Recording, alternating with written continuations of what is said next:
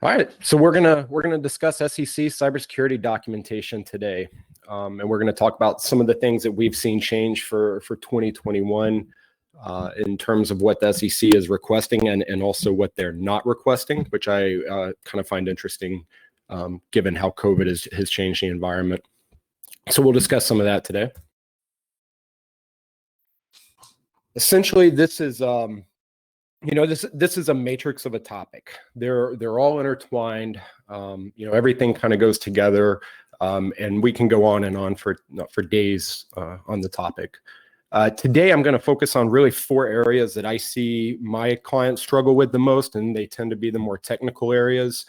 And then we're going to talk about how to put all that into a structure and keep your cybersecurity compliance folder together. And I think the whole goal here is, I see some familiar faces here. I know some of you have some larger firms that you deal with, and some of you are smaller firms.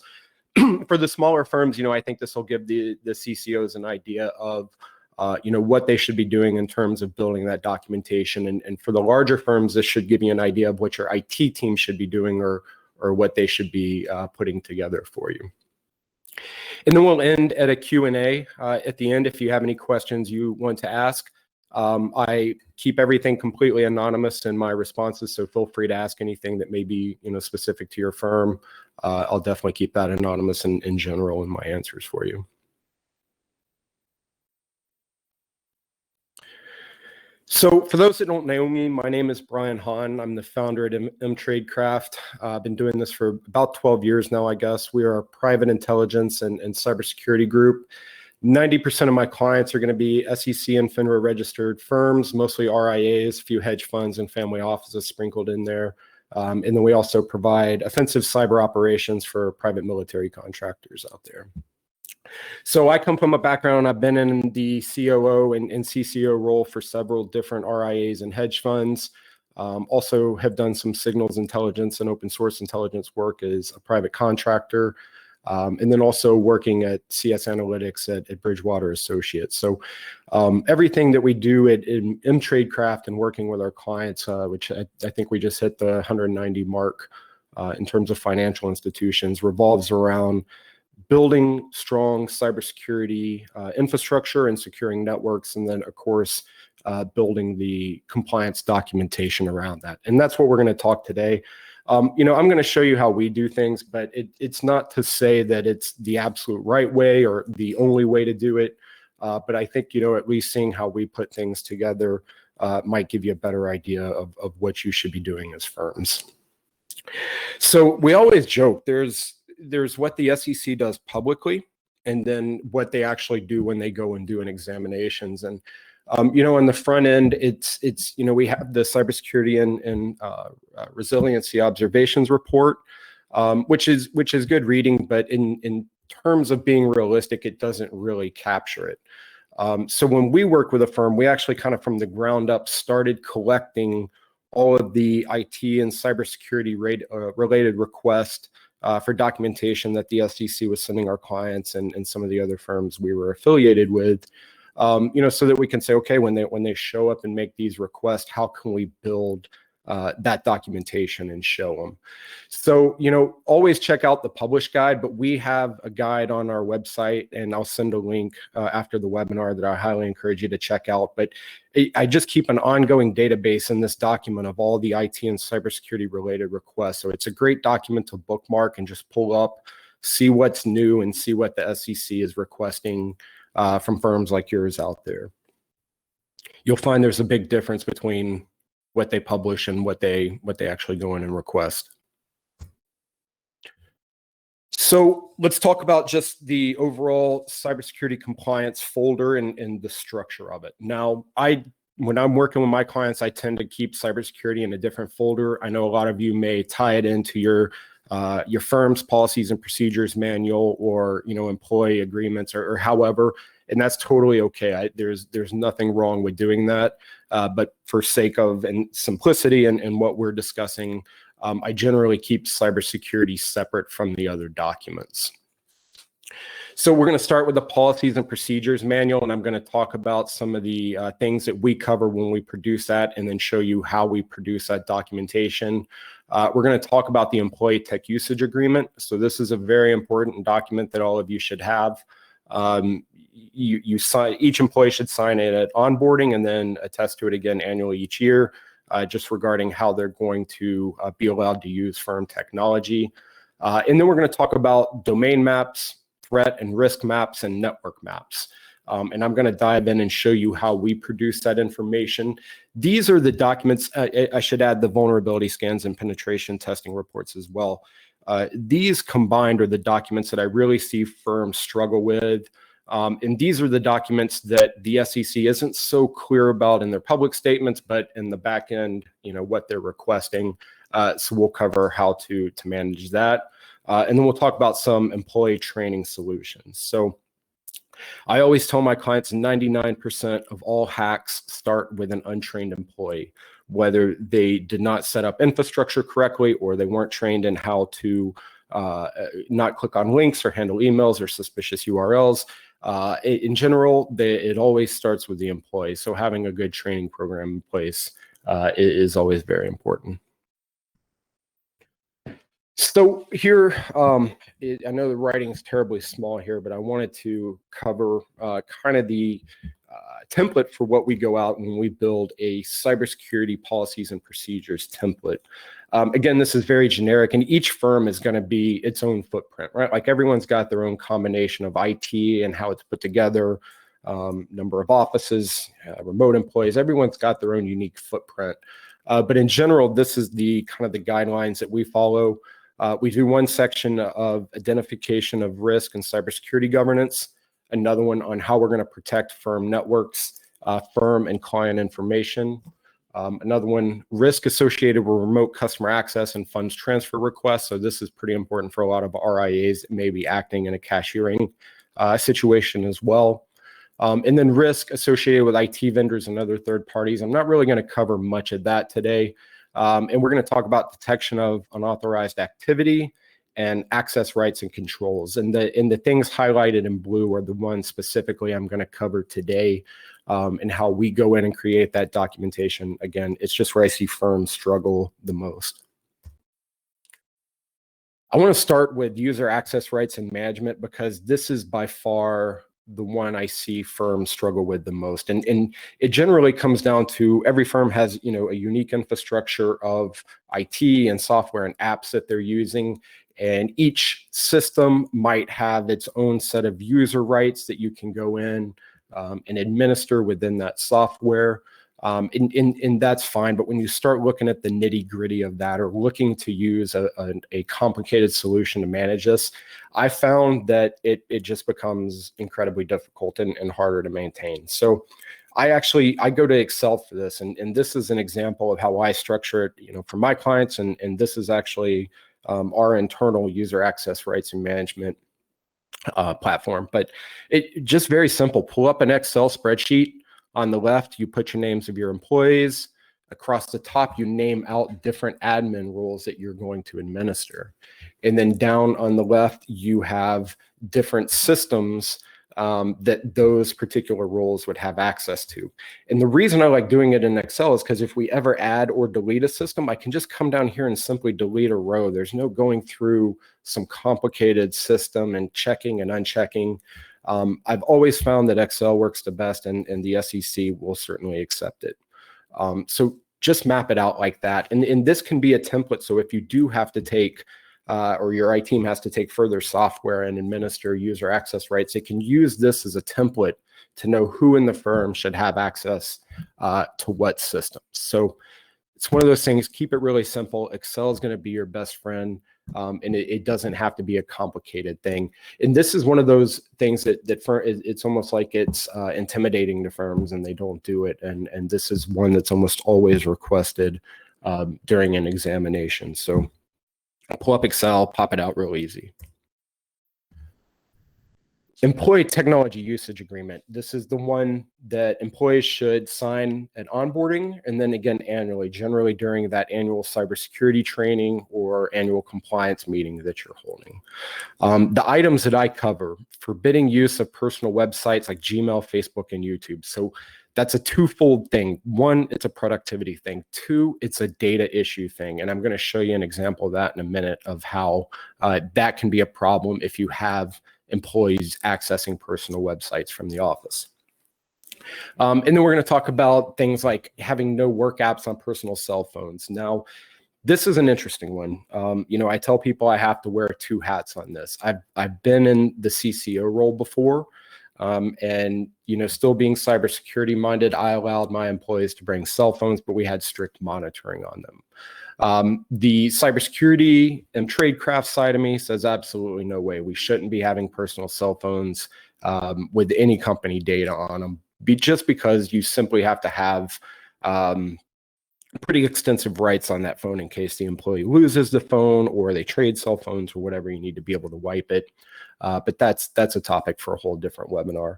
But this agreement just covers all kinds of things, preventing them from installing third-party software, guiding them on user IDs. For instance, do not use your work email for personal accounts. We'll cover that too again in a minute. Making sure 2FA is deployed everywhere. VPN usage when traveling publicly, outlining who is responsible for backups of that employee's particular devices, really just to cover a whole lot of it. And if you don't have an agreement like this with your firm, just send me an email and I'll shoot you over our template that you can look at and actually use. It's pretty self-explanatory to fill out, but this is a very important document that we see requested because the SEC definitely wants to see strict policies and procedures communicated to your users about how they can use your network and your infrastructure. So next, I'm going to dive into domain threat maps and network maps, vulnerability scans, and penetration testing. And we're going to talk about how all these come together. And there's a whole host of different ways. I try to keep it as simple as possible when going through and performing these technical tests and looking at the infrastructure. So let me just show you how I do it.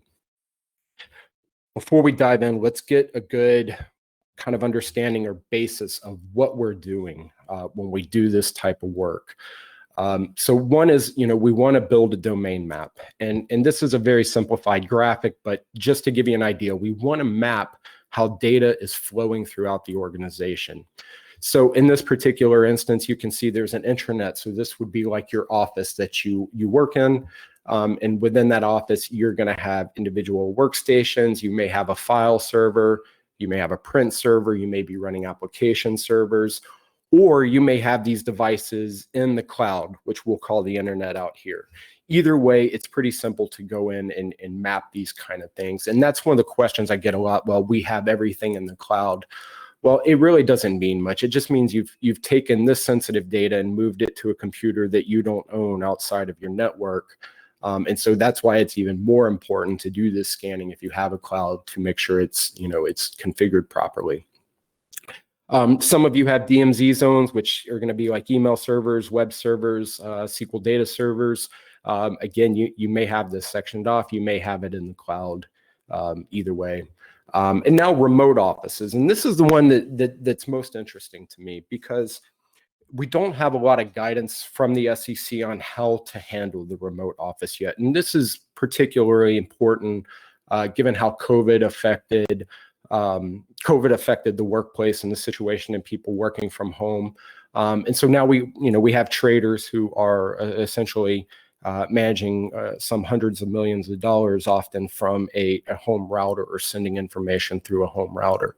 So the SEC hasn't really given us a lot of guidance on how to think about that. We certainly work with our clients to help them think about that and understand, hey, should we be scanning the employee's home?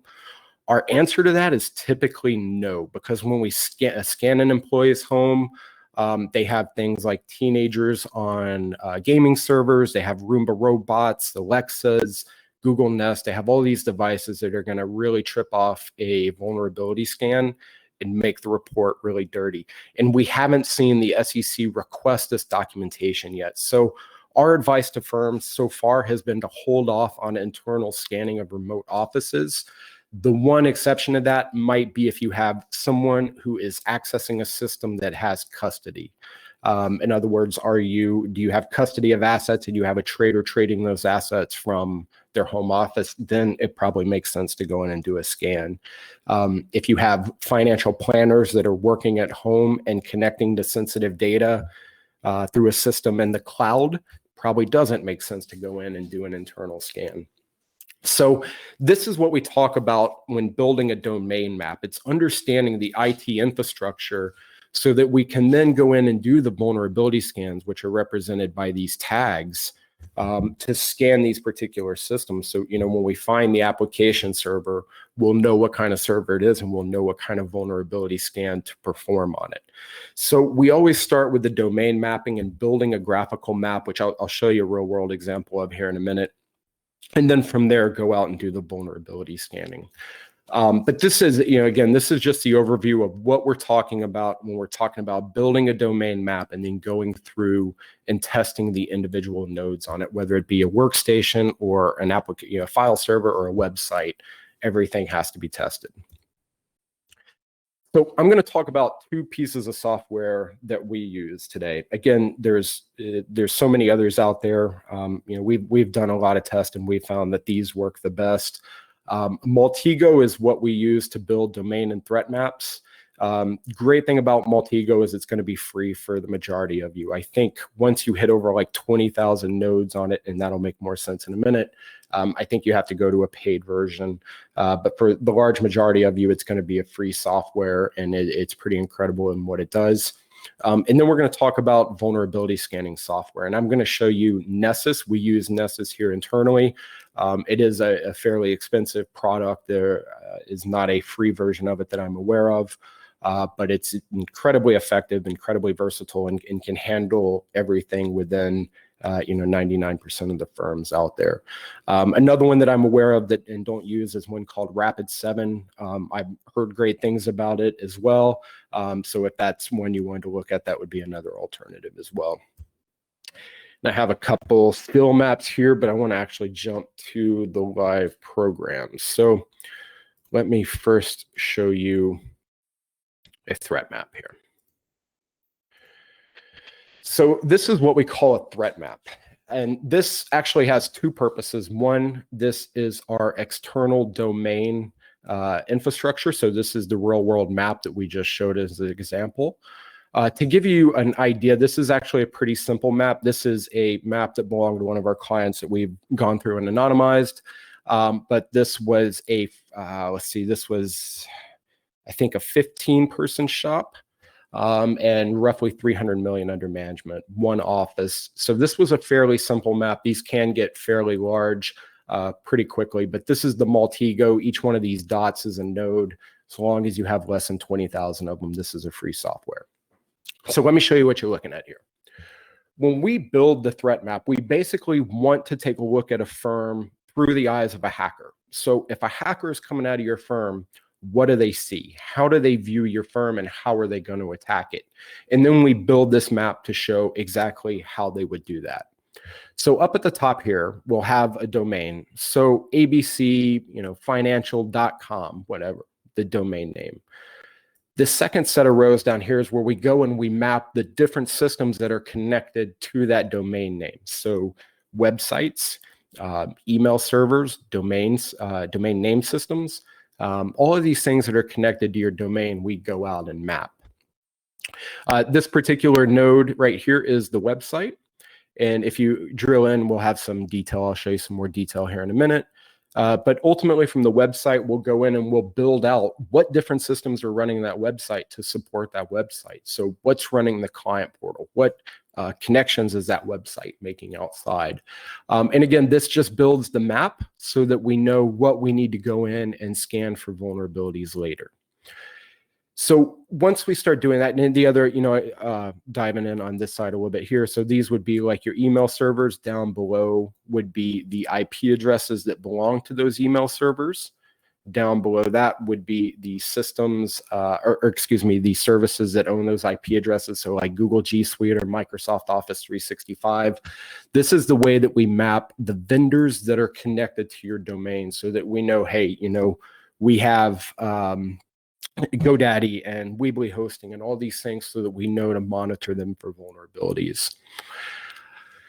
We also use this, again, like I said, to be the threat map, and we tell clients exactly how a hack would go down. In this particular instance, we started with the website. And from the website, we were able to locate 2 email addresses that belong to the firm.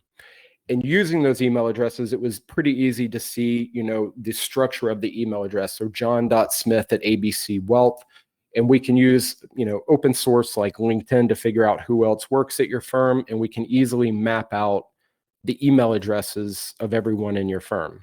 And a lot of people say, okay, well, that's not a big deal. But what we do is we take these email addresses, which are represented by these dots here, and the dots below them represent the different breaches or data losses or hacks that we found these email addresses in. So internally, we keep about 6 terabytes of past breach data so that we can go and build this. I know there are also some other public services out there that you can go and type in email addresses, and I'll tell you where they've been lost. But ultimately, that's what we map here. So these are the breaches that they've been involved in. And then down below that, we'll actually map out the data that we were able to recover. So you can see in this instance, partial credit card data, password hints, phone numbers, dates of birth, the actual passwords, physical addresses, IP addresses, website activity, usernames. There's a whole host of data out there about your employees that hackers are going to use to attack your firm. And this is why it's important that you don't have them using personal services from the work office, because in this particular instance, we found an IP address which just happened to be the IP address of the firm owner. We actually found it in the drizzly.com breach. So when COVID hit, everyone went to Drizzly to start ordering, I think it's food and alcohol to their house. There was a major breach, IP addresses, email addresses, everything were lost. From that IP address, we scanned it, and we found his PC connected to it, and we took a quick screenshot of where we got into administrator access on his computer. And we also found his home security system connected to that IP address. And so we took, let's see, is that shooting up off screen there? Oh, looks like it's freezing up on me. Well, I was going to try to show you some of the footage there that we were able to collect, but essentially getting inside the home security system and looking at 16 internal cameras within his house. So these are pretty devastating hacks, and this isn't only firm data, right? They're like, this is privacy of the firm. So these are the things that we go back and again say, hey, look, we started from the top, we found the website, we found some email addresses, we took those email addresses, looked at past breach data, we were able to recover an IP address, we scanned that IP address, and we found our attack and our way in.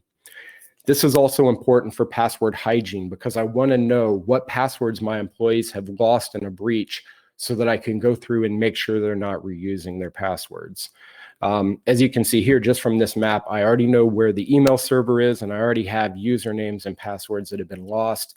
So when you combine the 3, there's a high likelihood of a successful attack, especially if that employee is not using a unique password or 2-factor authentication. So, I like to just give that scope and show these threat maps and show the way firms should be thinking about real world threats that are coming after their firm. So again, this is Multigo. This is what we use. This is the external domain map that the SEC will ask for. And we also use this as our threat intelligence or risk intelligence map so that we can show the SEC that, hey, we've gone through, looked at our infrastructure and tried to make some accurate guesses about how a hacker would view our firm. So once we have that, I want to show you Nessus. Let me sign into Nessus here. Nessus is our vulnerability scanner. So once we've built our domain maps, both externally and internally, we're going to know the IP addresses and the domain names and of everything that belong to our firm. And we can come into Nessus and build out our scans. And the thing I love about Nessus is it's a build it and forget it type of situation. I can set up my scans. I can schedule them to run weekly or daily or however often you want. Generally, a scan takes roughly a day, day and a half to run, depending on the size of your network and the speed of your computer. So we recommend once a week, but you can go through and automate these and it'll alert you if something's new. You know, did John Smith have remote desktop open up on his computer this week, right? Like you'll get an alert from that so that someone could come and address it. So whenever we want to build a new scan, you know, for instance, if we had a office in San Antonio or an office in Austin and we wanted to build a specific scan for that, we have a whole host of solutions that Nessus provides us for and a whole host of different scans. So you can see there's particular scans for some of the more popular hacks. One thing I will say about Nessus is they're very quick to come out with these vulnerability scans. So Zero Logon, SolarWinds, SolarGate was a new one, the MS Exchange, Microsoft Server Exchange, email issue is a scan for in here, and now the latest, the Print Nightmare, which is the Windows Print Spooler. So it's easy to go through and, you know, anytime news hits like that, like, okay, you know, we're on a Windows environment, we know that this Windows Print Spooler just opened. It's super easy to go in here, pull it up, and create a new scan so that your firm can be on top of that. So I really like Nessus for that. I've used it for a while. It even has some compliance scans down here. So if you have financial planners that are taking credit cards through their website, you're going to need a PCI scan. Those kind of things are already built in. So Nessus makes it very easy, and we've had a lot of success with it. I have a sample internal scan here that I'll show you just so you have an understanding of what it looks like. This actually has two purposes. One, it's scanning for vulnerabilities, but over here on the side, you'll see that when I click on a particular IP address, which this is an internal scan, so an IP address is going to represent like a laptop or a desktop or a printer or a VoIP phone, like all these things that are connected to that network will capture in here. And then when I click on them, it'll actually go through and show me the MAC address of that product. And that's important because one of the things that the SEC will want to see is an inventory of all the assets that you have, the hardware that you have. And so Nessus goes in and scans that and captures that MAC address, which is going to be unique, a unique identifier to each piece of hardware you have. So it makes it easy to build that spreadsheet as well. And then it'll perform its scans. When you have a vulnerability, you can click on it. It'll give you a description. It'll give you some outside references, and it also gives you a solution to the product. So, you know, firms that use this internally, it's easy to go up and set their scans. When we do this for a firm, we actually take all this information, you know, put it into an executive summary so that they know exactly what they have to fix. But if you're a do-it-yourself type of firm, this is what it's going to look at. One of the things that we always see the SEC want to see is when you do find a vulnerability, assigning a risk factor to it. And so we do that over here. But you also sometimes have to think through some of these vulnerabilities, right? Like if I scan a printer and I find that there's a data leak out of it, for simplicity's sake, and the leaking data tends to be the amount of ink you have left in the black cartridge. Well, that's probably not a vulnerability, right? I'm okay if some hackers know how much ink I have left in my printer and there's no way to pivot off that. So using the risk factors will help you think about those and how you should, you know, a vulnerability on paper often looks a lot more dangerous than it actually is in real life. And so that's one thing I like about the risk information on the side. It'll help you think through those type of issues. And of course, that's, you know, something we do for our clients when we are dealing with these. But that's really it. It's a super easy report to go through. You know, each one is just going to map its own vulnerabilities that might be there, and of course, give you a screenshot. So it'll go do these scans and actually produce the screenshots for you, and that sort of thing. So it's great. You can keep audit trails to show how often you're scanning. These are all things, you know, of course, that the SEC request. Nessus has been our favorite. There's others out there, but just wanted to show you, you know, how we think about that and how we work through that.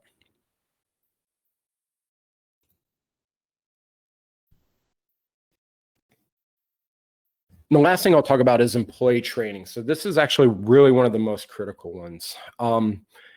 What we found was that unfortunately, the kind of the cookie cutter compliance training doesn't really cut it, because when a hacker is coming after your firm, they're not sending these, my uncle is stranded in, some foreign country and we need to transfer assets, or, he's being persecuted, or whatever the case may be. That's not how they're coming in. They're actually going to come in and they're going to get your employees' emotions. The two that we see most common are going to be the use of fear. So there will be some social media stalking to understand maybe who if they've identified a critical employee within the firm, or an employee they know they have access. It's pretty easy to do some reverse searching and figure out a spousal name. One of the attacks that we saw, they actually sent an admin an email. She had posted on Facebook that her husband had gone on a business trip to Fort Lauderdale. I'm pretty sure it's been a little while. I'm pretty sure she mentioned his name in the post. And several days later, she got an email saying, hey, Becky, it's not our business, but should Steve be going into a hotel room with this woman? And that's fear. And when you put fear into an employee, I promise you, everyone is going to click that link. When it's personal and it's directed, they're going to click that link. So you have to have training that makes them stop and think through each situation, before clicking a link. And if they are suspicious about a link and they need to open it, then making sure it's sandbox and going through and doing all these things to make sure that we're opening links appropriately. So that's a big one. The other one I see is blackmail. Several years ago, the Ashley Madison database, which was Ashley Madison was a service that promoted adultery. The Ashley Madison database was leaked. What happened was a lot of people had signed up for that service using their work email addresses. So when you're looking at that data breach, it's pretty easy to run a query and say, hey, show me all of the emails that have the word financial or hedge or capital or all these keywords. And now you have a short list of people who work in financial institutions and are doing something that their spouse probably doesn't want to know. And so a lot of times it's not even employees clicking on a link, because they are fooled into it. It's because they're being blackmailed into it.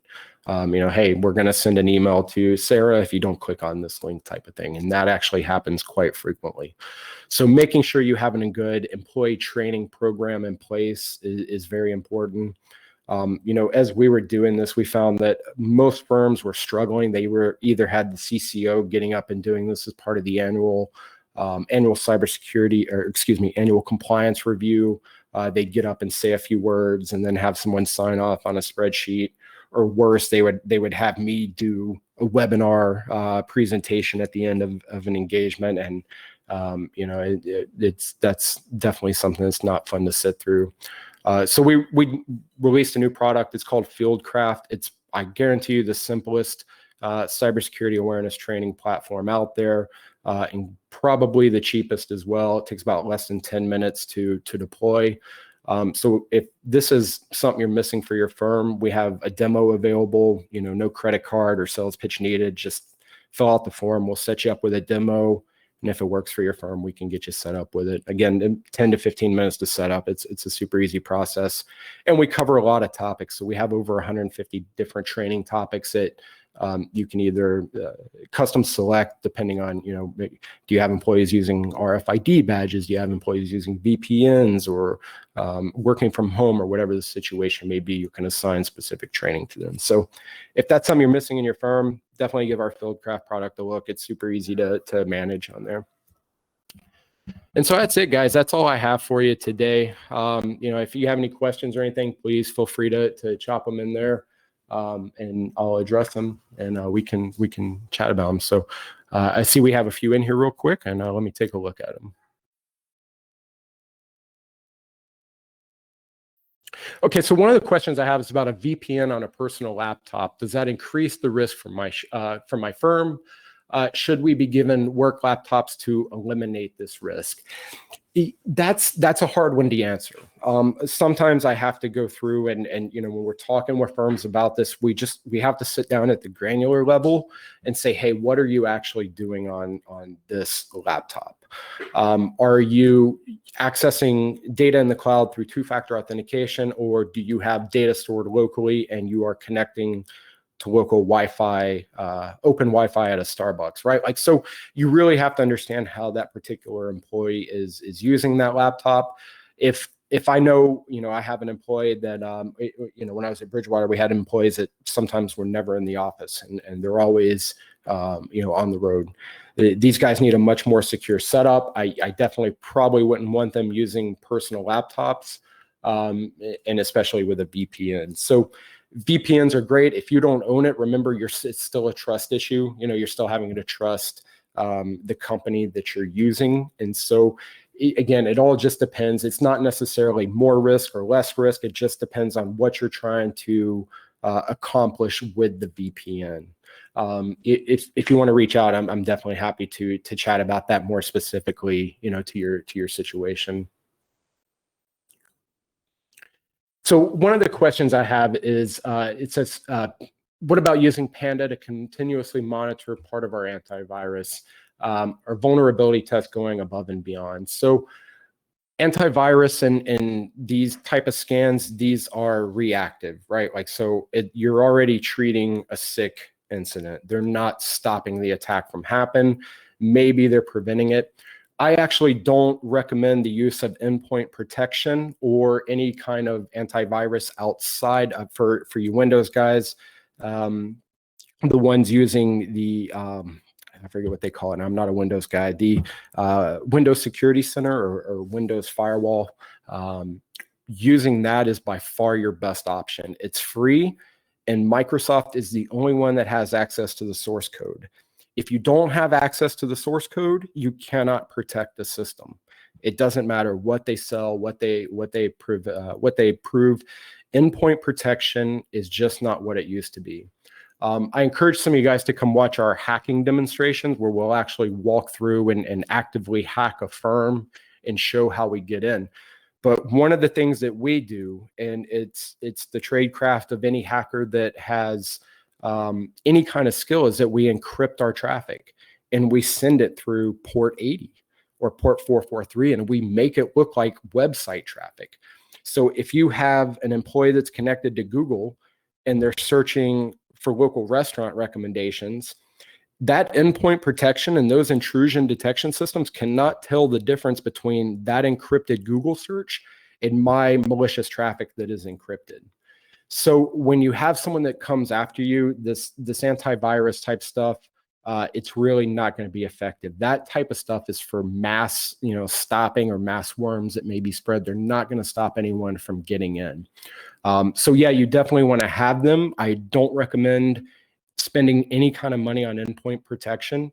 In general, it's a waste of money. We have showdowns where we constantly request, hey, look, if you have an endpoint protection product, we've sent open invitations to everyone in the industry to say, hey, let's have a showdown, and we'll show you where the security weaknesses are in your product, so that one, you can either fix it, or two, you can go away and quit selling this product. So it's really easy to walk through those type of systems. So use, the stock. Don't go out and spend a lot of money on it. The Windows security is going to be your best option on that. I have another question regarding LastPass. I'm a big fan of LastPass. I've used LastPass before when I was in the CCO role. One thing I like about it is if you use that enterprise, which I know that does have a cost with it, but one of the things that I like about LastPass is that when we do the threat intelligence reports and we say, hey, John Smith lost his LinkedIn credentials in the LinkedIn breach, and we now know his work email and his password. As CCO, it's really easy for me to pull that password from that threat intelligence report and run it through LastPass compliance to make sure that that employee is not reusing that password on any systems. I also like LastPass because it's easy for me to put in the policies and procedures that it's their responsibility if they start a new account that it has to be given in there. It has to be put in the LastPass, so that for one, as CCO, I can monitor the passwords, I can monitor the strength of the passwords, and when I have to terminate an employee, I can then access any systems that they might have set up. So I love LastPass. There are other options out there. KeyPass is one that we personally use on a private server. There's several others out there. I think it's one of those things that if you stay mainstream, you'll have a lot of security in it, and I'm a big fan of them. So yeah, I think that's definitely a good product. So one employee, another question is, one employee of my firm uses a personal email for communication. So that's not a cybersecurity related issue. That's a regulatory related issue. You have to be tracking every email that goes out regarding your firm, and you simply can't do that over personal email. So one of the things SEC, they will want to see documentation and captures of email. I think there is a 5-year window, I could be wrong, 3 to 5 year window on keeping emails. So yeah, absolutely never a personal email address, because you don't have the ability to capture those emails. So one person asked about the training. Is it one-time access or lifetime? So we have 2 different options. One is an employee can come in and just do an individual training. So if you have a smaller firm with just a few clients, they can come in and get access to the system for a month and go through whatever training they need to, which is very easy to accomplish in a month. And then we have a firm license for firms that want to, I'm a CCO of a firm and I have 15 employees under management, and I want to have a way to track their training and assign training and monitor their test scores, and this sort of thing. That is an ongoing license that you can use.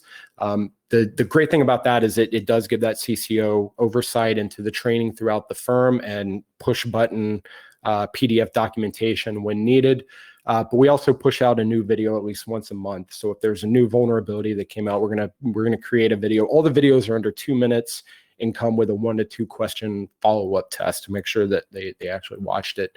So we try to keep it very focused and very simple so that employees aren't just clicking through it, and they're actually paying attention. We use live actors instead of cartoons, which for me was a big one. So either way, whatever works better for your firm. Some just want the one-off training, and some want continuous monitoring.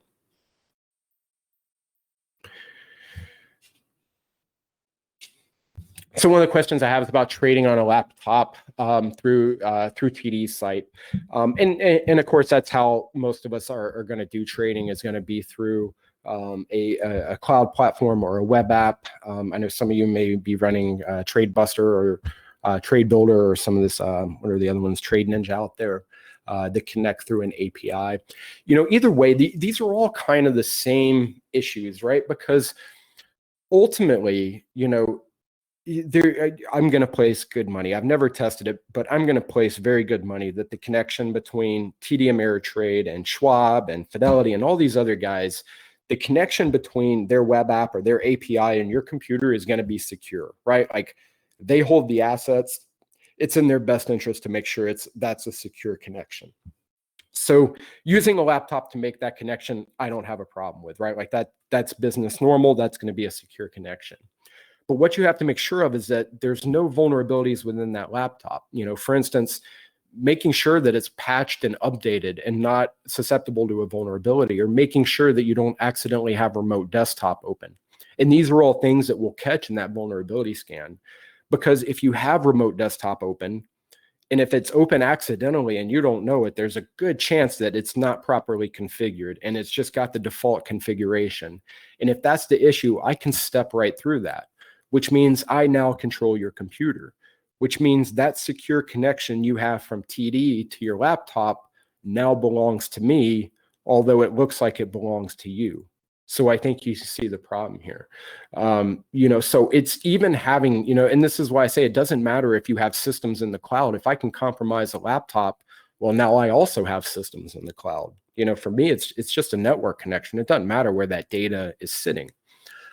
So yeah, it's even having that kind of connection, it's one of those that you have to make sure you have, up-to-date patch software, you have it securely locked down, you're not leaking data through different ports and services and that sort of thing.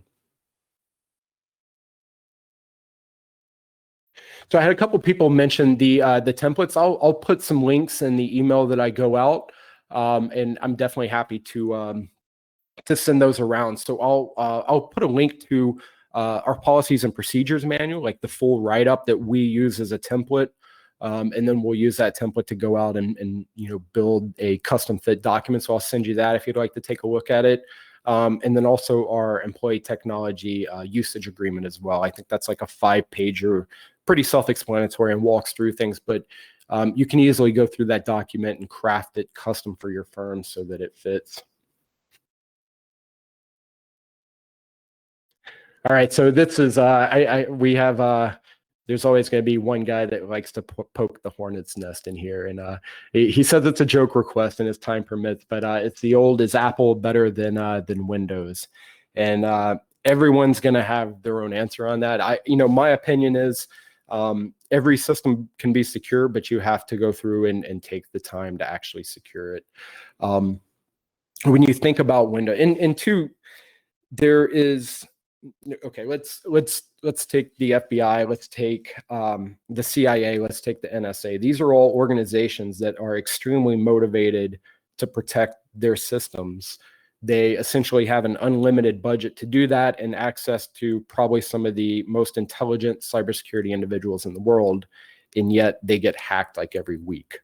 So you can only do so much to prevent a hack. When someone wants to get in, if I'm a hacker and I went into your firm and I'm willing to dedicate a year to breaking encryption and getting into your network, I'm going to do it. But the chances are, most attackers aren't going to spend that amount of time. And that's really what we're trying to do. We're trying to lengthen the amount of time that it takes for an attacker to get in. So have I gotten into Apple computers? Absolutely. Have I gotten into Windows computers? Absolutely. Have I gotten into Linux computers? Absolutely. What's important is that you have them properly configured. In my mind, Linux is the most, or I should say the easiest to secure. I do everything Linux here in the firm. I'm not much of an Apple guy, though, Apple does have a very good walled infrastructure, though, there's certainly some privacy issues there with both Windows and Apple, which probably isn't a concern for the vast majority of us. But again, it's one of those things, you can make a case either way, and I don't think anyone is right. To me, I think it's just about personal preference. What do you like to work with? And do you understand what you're working with, right? Like, do you understand your tools and how to keep them sharp and secure? That's all it comes down to.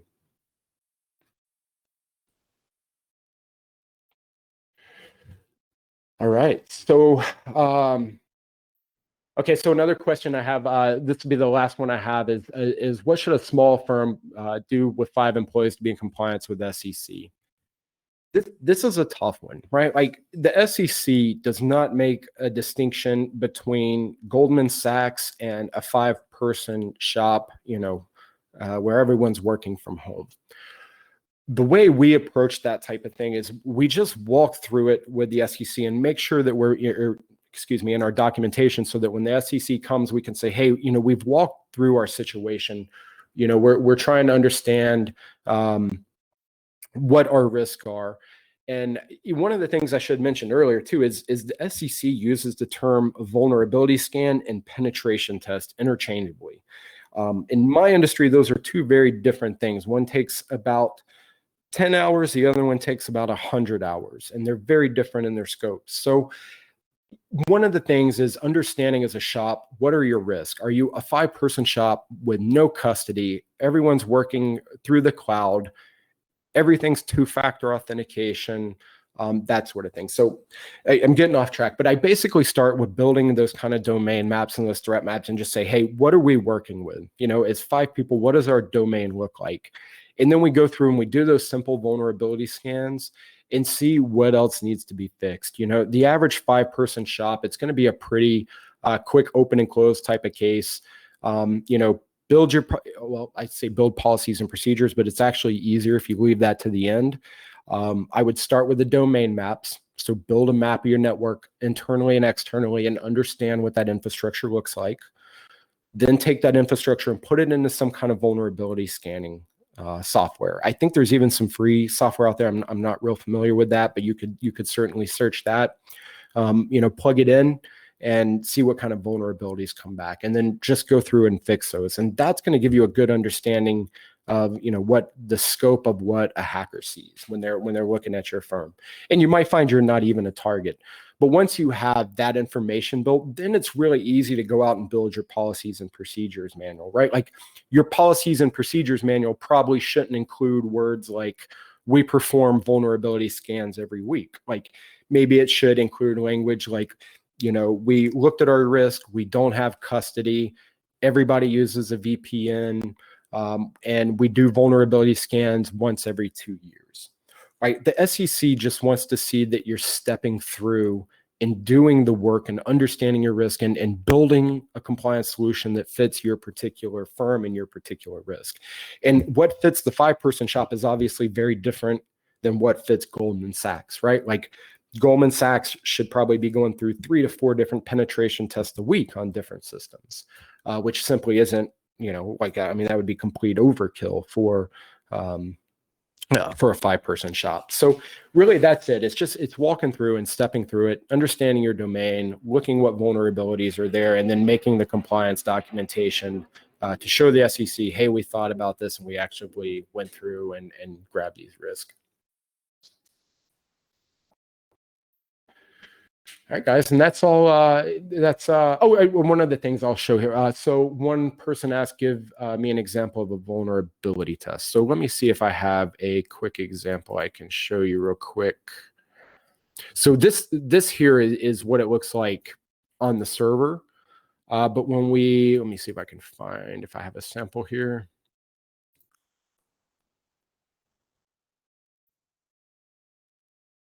Oh, come on, don't be goofy.